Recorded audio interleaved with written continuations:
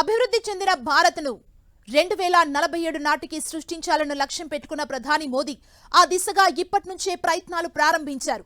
మరోసారి గెలుపు ఖాయమన్న ధీమాలో ఉన్న ప్రధాని కొత్త ప్రభుత్వం ఏర్పడిన తర్వాత తక్షణ చర్యల కోసం 100 రోజుల ఎజెండాను రూపొందించారు. తదుపరి 5 ఏళ్ల కార్యాచరణ ప్రణాళికపై సుదీర్ఘంగా చర్చించిన మంత్రి మండలి అందులో భాగంగా 2047 విజన్ డాక్యుమెంట్ పై చర్చించారు. అభివృద్ధి చెందిన భారత లక్ష్యాలకు సంబంధించి కేంద్రం రోడ్ మ్యాప్ సిద్ధం చేస్తుంది.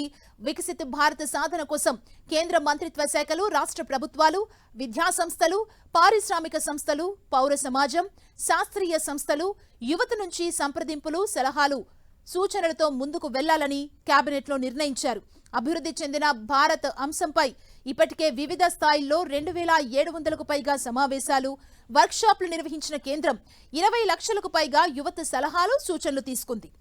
అభివృద్ధి చెందిన భారత్ కోసం దేశ ప్రయోజనాలు, ప్రజల ఆకాంక్షలు, లక్ష్యాల ఆధారంగా కార్యాచరణ పాయింట్లతో సమగ్ర బ్లూ ప్రింట్ను సిద్ధం చేసింది కేంద్రం.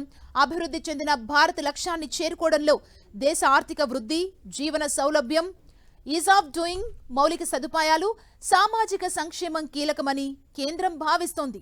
గడిచిన 2 దశాబ్దాల కాలంలో దేశ గమనం ఎటువైపు సాగింది, రానున్న 25 ఏళ్లలో ఎక్కడికి ప్రయాణించాలనే కీలక పాయింట్లతో కూడిన విజన్ డాక్యుమెంట్ అభివృద్ధి చెందిన భారత్ని ప్రధాని మోదీ సమర్పించారు. డిసెంబర్ 2021 నుంచి జనవరి 2024 మధ్య పలు మంత్రిత్వ శాఖలు 2700కు పైగా సమావేశాలు నిర్వహించి విజన్ డాక్యుమెంట్ ని రూపొందించాయని చెప్పారు. 2047 నాటికి దేశ విజనరీ డాక్యుమెంట్ పక్కాగా అమలు చేయాలన్నారు. దేశ పౌరులకు సాధికారత కల్పించడం, స్థిరమైన ఆర్థిక వ్యవస్థను సృష్టించడం తమ ముందున్న భారీ లక్ష్యమన్నారు.